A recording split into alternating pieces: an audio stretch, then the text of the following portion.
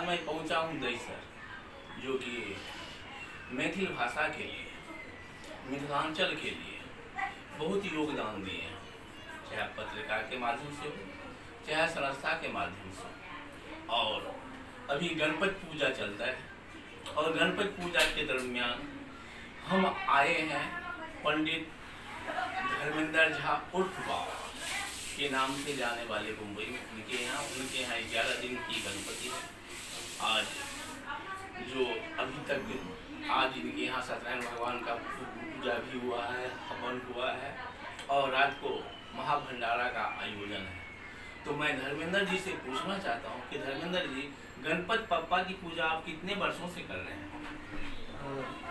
नमस्कार। मैं गणपति बप्पा का पूजा लगभग 12 वर्ष से कर रहा हूँ और 11 दिनों की गणपति हमारे घर हर साल विराजमान होते हैं। अंतिम समय में हम लोग सत्यनारायण की पूजन, कथा श्रवण ये सब करके हवन के साथ में महाभंडारा का आयोजन करते हैं। आप यहाँ पर आए, ये हमारे लिए बहुत बड़ी बात है।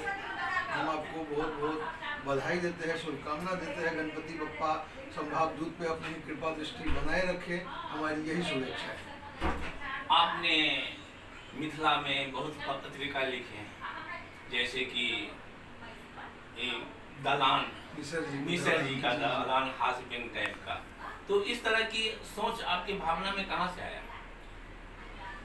बहुत पहले की बात नहीं है। हम लोग जब सामाजिक कार्य में जब हमारा रुचि जगा, बहुत से मित्र ऐसे मिले, फेसबुक के माध्यम से हमने कुछ लिखना प्रारंभ किया, व्यंग्यात्मक लेख, जिसको बहुत लोगों ने सराहा। फिर कुछ मित्रों ने बताया कि इसको आप एक पत्रिका या पोथी के माध्यम से इसको प्रकाशित करवाएं। इसी क्रम में ये मिसर जी का दलान प्रकाशित हुआ, अच्छा प्रतिसाद मिला और उसी को मैं कंटिन्यू कर रहा हूँ, अभी भी लिखते जा रहा हूँ। जो करंट अफेयर जैसे कुछ मुद्दे होते हैं उस पर अपना व्यंग के रूप में मिसर जी के माध्यम से मैं लोगों के सामने में रखना पसंद करता हूँ। पहले तो अपने इधर गणपति पूजा नहीं होता, चौरचन होता है।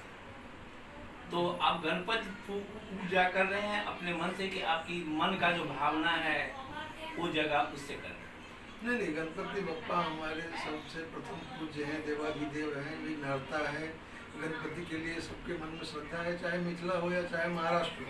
गणपति की पूजा सर्वप्रथम की ही जाती है। चौरचन के माध्यम से गणेश चतुर्थी मनाया जाता है, वहाँ पे अपनी मान्यताएं हैं, यहाँ का अपना मान्यता है।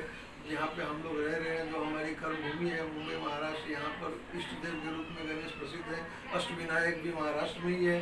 तो इससे हमारी श्रद्धा और मजबूत हुई और हमारा विश्वास है गणपति बप्पा सबका कल्याण करते हैं, हमारा भी करेंगे। गणपति बप्पा की पूजा के दरमियान आप जिस समाज से हैं उस समाज को क्या संदेश देना चाहते हैं? समाज के लिए हमारा एक ही निवेदन है कि एकजुट रहें, एक साथ रहें, क्योंकि अभी का समय साथ रहने का है। विघटनकारी तत्वों से हमें दूर रहना है। हम लोग सब एक साथ रहेंगे तो मजबूत रहेंगे और गणपति बप्पा सब पर अपनी कृपा दृष्टि बनाए रखे, यही हमारी तरफ से शुभेच्छा है।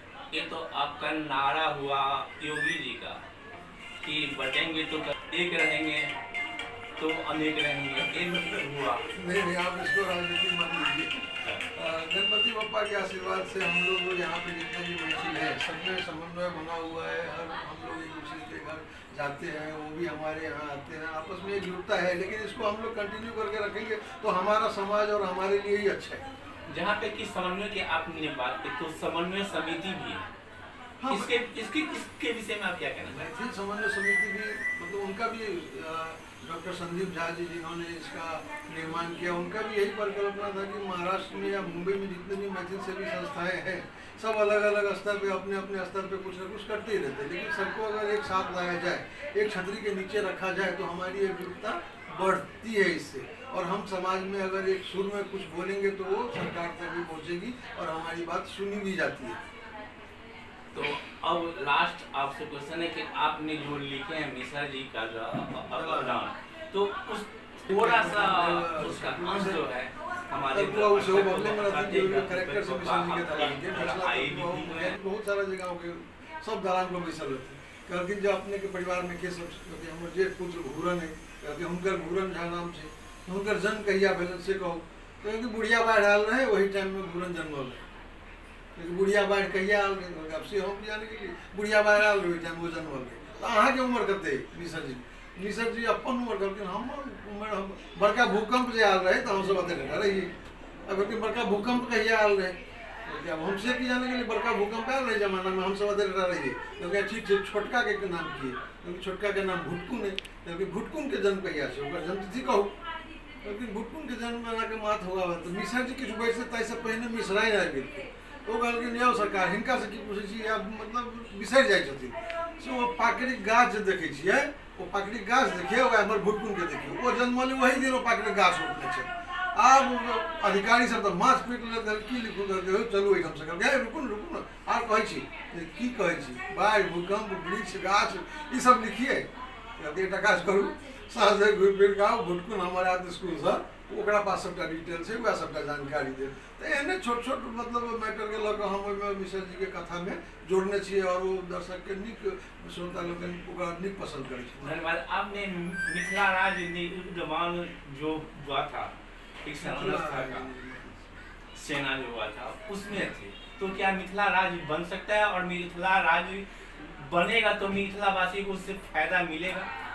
मिथिला को फायदा मिथिला राज्य बनने से मिलेगा इसके लिए बहुत सारे लोगों में मतलब अलग अलग मत है जो इनके पक्ष में उनका अपना मत है कि मिथिला राज्य बनेगा तो हम लोग अपना राजधानी होगा अपना हाईकोर्ट बनेगा अपना ट्रेन मतलब सब व्यवस्था अपना जो भी आजकल जो बिहार में जितना भी बजट है उसमें बंटाधार हो जाता है तो मगध को ज़्यादा प्रेफरेंस दिया जाता है और मिथिला को साइड किया लेकिन अभी जो केंद्र की सरकार है और राज्य सरकारें हैं मिथिला में बहुत सारा काम कर रही है लेकिन फिर भी मिथिला राज्य बनने से मिथिलावासियों को ही फायदा होगा। मिथिला राज्य निर्माण सेना जैसे संगठन है बहुत सारे स्टूडेंट मिथिला स्टूडेंट यूनियन भी है ये लोग भी मिथिला राज्य के लिए काम कर रहे हैं। मिथिला राज्य बने हम लोगों की यही इच्छा है।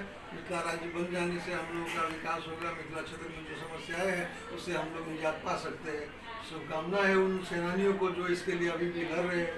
हम लोग भी है सबका साथ सबका विकास। आप ही बोले हैं संदेश दिए हैं समाज को एकता की बात तो एकता अगर एकता होता तो इतना संस्था मिथिला में थोड़ा ही बनता।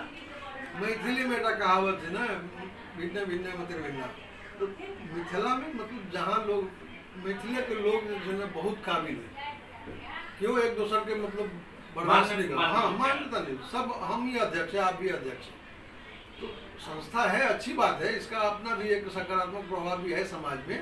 संस्था होना भी चाहिए।